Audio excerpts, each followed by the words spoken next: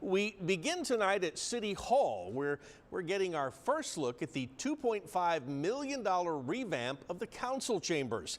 Now, over the last 4 months, council meetings have been held over at the RTA building just across the street. Meanwhile, work crews gutted the old meeting room and rebuilt it from scratch. Our Bill Churchwell was invited to tour the refreshed space alongside City Manager Peter Zanoni, and he's here live tonight with details. Bill? Hey there, Mike. Yeah, there's a lot more to it than its fresh look and new car smell.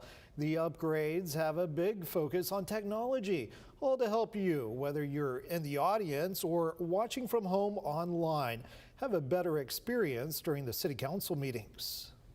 In case you needed a reminder, this is what the old council chambers once looked like. It's looked that way since the 1980s, and this is the new and improved version of what City Manager Peter Zanoni calls the People's Room. We're pretty excited. It's a huge transformation. Kind of recaptured this whole area. Zanoni showing off the upgrades. Right away, you can see the night and day difference. Fresh paint and lighting helps brighten things up a bit. Give the city council a better atmosphere to conduct business, and it gives our viewing audience and an audience that participates a much better space. Basically, everything from the ground up is new. Took the original seal that had been in the chambers for many years. It's also where you can find 50 additional permanent seats, surrounded by large TVs placed throughout to better see presentations. Before, the monitors were in a place that you really couldn't see well. You had to kind of turn your whole body. The seats are as comfy as they look for when you have to sit through those long meetings. A real high quality fabric that's used in Disneyland.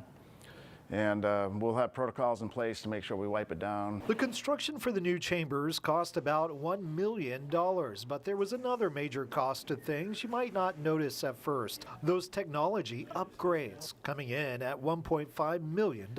Difficulties keeping our broadcasts constant sometimes because of the older equipment. So a nice refresh here for our city council chambers. There are a lot of new cameras operated from this control room off to the side, also enhancing the experience, large microphones above the audience. But another major improvement, the new ADA accommodations, a wave of your hand and so there's better seating area for persons with disabilities.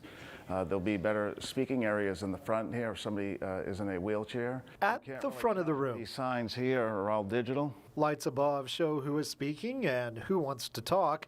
And instead of just hearing council members vote, you'll be able to clearly see it play out on the big screens. And so the days where the people either raised their hand or said yay or nay are no longer here. The first council meeting to take place in the new council chambers is set for March 19th. Bill Churchwell,